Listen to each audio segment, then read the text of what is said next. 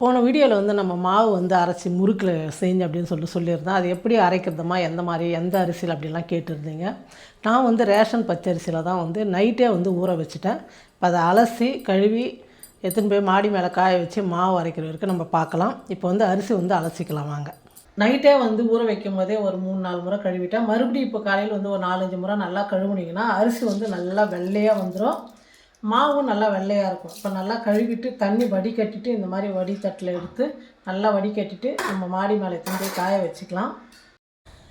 பாருங்கள், அரிசி வந்து நல்லா கழுவி நல்லா வடிகட்டி எடுத்துகிட்டு வந்துட்டேன். இது வந்து ரேஷன் பச்சரிசி 3 கிலோ ஊற வச்சு நல்லா கழுவி எடுத்துகிட்டு வந்துட்டேன். இப்போ வந்து வெயிலில் வந்து மேலே மாடி மேலே காய வச்சுக்கலாம். நல்லா காயணும், அந்த அரிசி ஈரம் இல்லாமல் நல்லா காயணும்.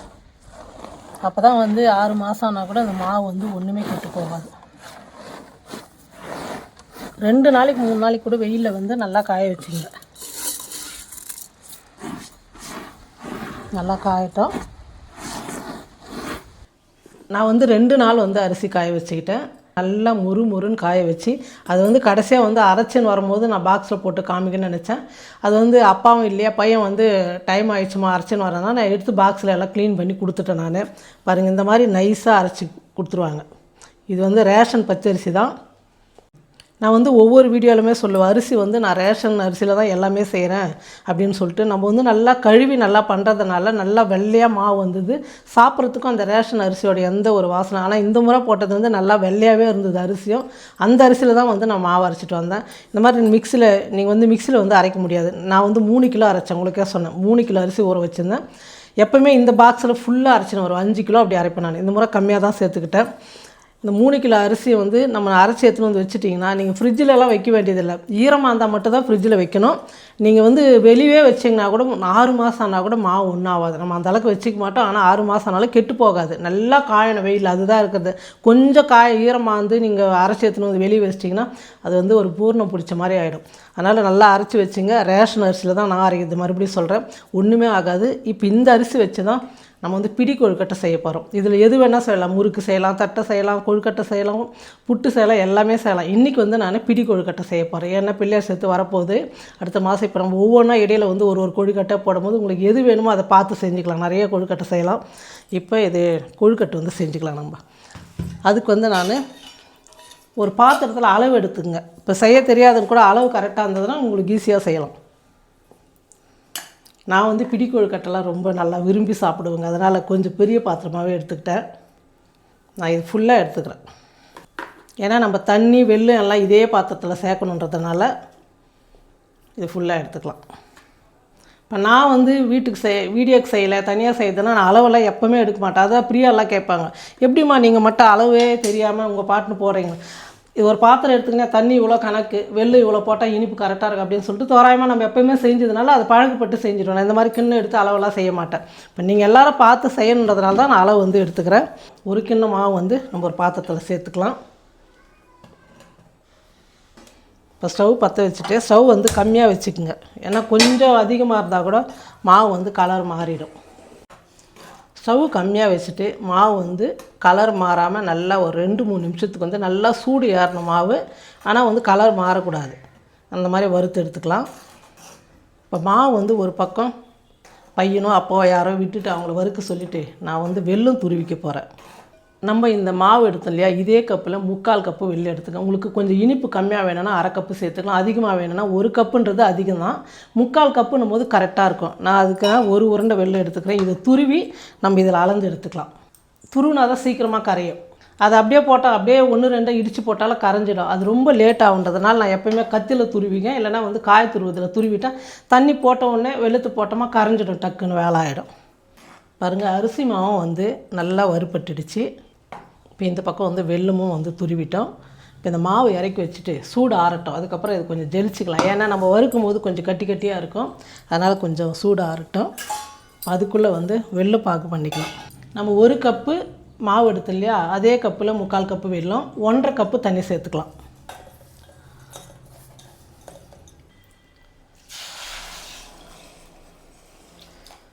பாத்திரம் வந்து நான் சின்னதாக வச்சுட்டேங்க, தண்ணி 1.5 கப்பு ஊற்றுறதுக்கு. அதனால் வந்து வேறு பாத்திரத்தில் மாற்றிட்டேன் நான். இப்போ வெல்லம் வந்து நல்லா கரையிட்டோம். பாகுலாம் வரணும்னு இல்லை, நல்லா கரைஞ்சி இப்போயே பாதி கரைஞ்சிச்சு பாருங்கள். நம்ம துருவி போட்டதுனால சீக்கிரமாக கரைஞ்சிடும்.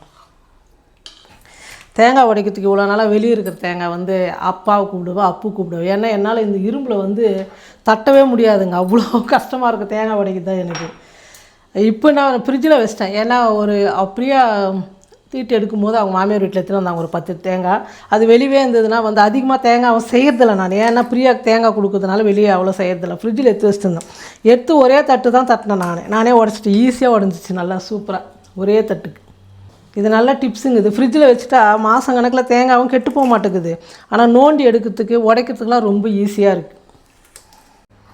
நீங்கள் வந்து தேங்காய் துருவிட்டு கூட சேர்த்துக்கலாம். நான் வந்து இந்த மாதிரி பொடியாக கட் பண்ணிட்டு சேர்த்துக்குவேன். ஏன்னா அது மென்று சாப்பிடும் போது அவ்வளோ டேஸ்ட் நல்லாயிருக்கும். அந்த கொழுக்கட்டை மாவோடு அந்த தேங்காயோடு சாப்பிடும் போது.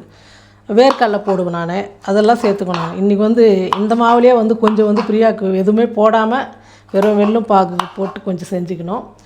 எனக்கு வந்து தேங்காய் போட்டு பண்ணிக்கலாம் அப்படின்னு சொல்லிட்டு தேங்காய் போட்டுக்கிறேன். நீங்கள் வந்து துருவிட்டு கூட போட்டுக்கலாம், நல்லாயிருக்கும்.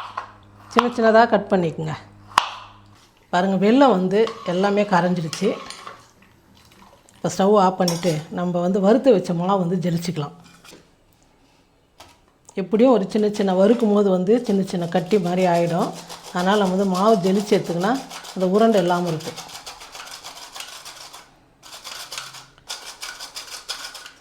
ஜல்லடையில் ஜலிக்கும் போது எனக்கு கீழெல்லாம் போயிடும். நம்ம இப்படி சுற்றி இது பண்ணுறோம்ல, இது வந்து கொஞ்சம் அந்தளவுக்கு வெளியெல்லாம் மாவு போகிறதில்ல.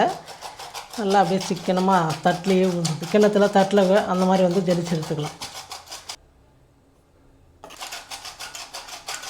நல்லா ஒரு அகலமான கடாய் பாத்திரம் எடுத்துக்கோங்க. அதில் வந்து நம்ம வெல்லும் தண்ணி வந்து பாருங்கள் எவ்வளோ தூசு இருக்குது, வடிகட்டி எடுத்துக்கலாம்.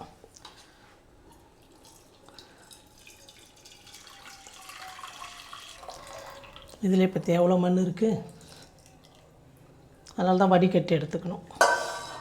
இப்போ ஏற்கனவே வந்து வெல்லம் நல்லா கொதிச்சதுனால இப்போ நம்ம கொஞ்சம் கொஞ்சமாக இந்த மாவு சேர்த்து அப்படியே கலக்கிடலாம். இப்போ மாவு வந்து அப்போ நீ போடுறியா, கட்டி இல்லாமல் கலக்கணும். இல்லை நான் எடுத்துக்கிறேன். கொஞ்சம் கொஞ்சமாக சேர்த்து கட்டி இல்லாமல் கலந்துக்கணும். நம்ம அதிரசத்துக்கெல்லாம் போடுவோம்ல அந்த மாதிரி. அதே ஈரமாவாக இருந்ததுன்னா கொஞ்சமாக தான் வந்து தண்ணி பிடிக்கும். இது காஞ்ச மாவுன்றதுனால தண்ணி வந்து அதிகமாக பிடிக்கின்றதால தான் நம்ம 1க்கு 1.5 கப்பு கரெக்டாக இருக்கும். பாருங்கள், இந்த அளவுக்கு வந்து கட்டியாக வந்துடும். கட்டி வந்து இருக்காது. நம்ம வந்து கலக்க மாவு வந்து உடஞ்சி கட்டி இல்லாமல் ஆகிடும். அதுதான் கைவிடாமல் கலக்கணுன்றது. 1 கப்புக்கு 1.5 கப்பு தண்ணி கரெக்டாக இருக்கும். அதே அளவு வச்சுங்க நீங்கள். இப்போ வந்து இந்த சமயத்தில் நம்ம ஏலக்காய் பொடியெல்லாம் சேர்த்துக்கலாம். ஒரு 1/2 ஸ்பூனு ஏலக்காய் பொடி சேர்த்துக்கிறேன். இது சர்க்கரை சேர்த்ததுனால கொஞ்சம் அதிகமாகவே சேர்த்துக்கிறேன். சர்க்கரை இல்லாமல் அரைச்சிங்கன்னா ஒரு 1/4 ஸ்பூன் சேர்த்தாவே போதும்.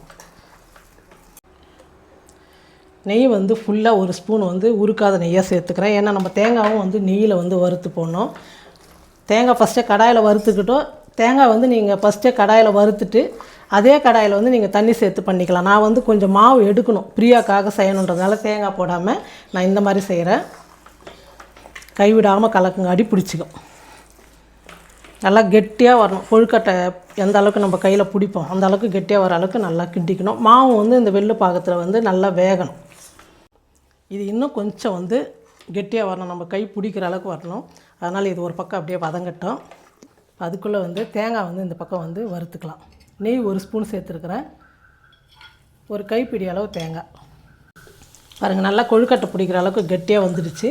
இப்போ நான் கொஞ்சமாக வந்து எடுத்து வச்சிடறேன் தனியாக நம்ம பிரியாக்காக.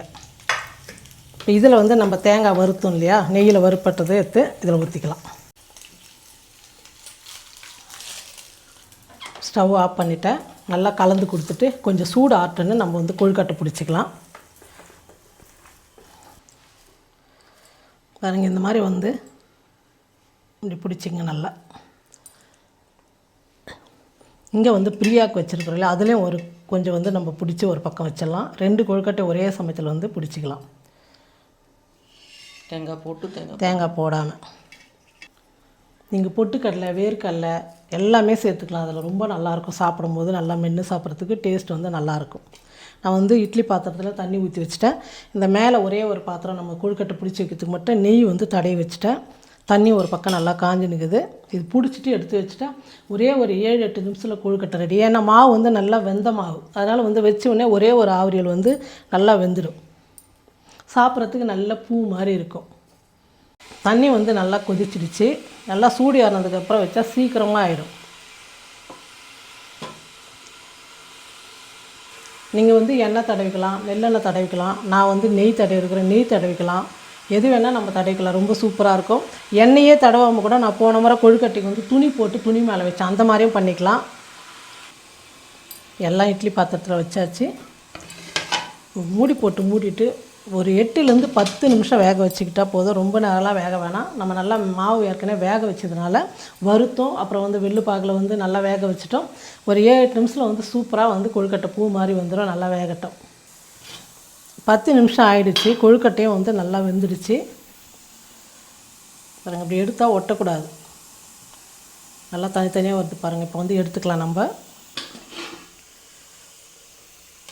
சூடாக இருக்கிறதுனால நான் அப்படியே எடுத்து தட்டு வந்து போட்டுக்கிறேன்.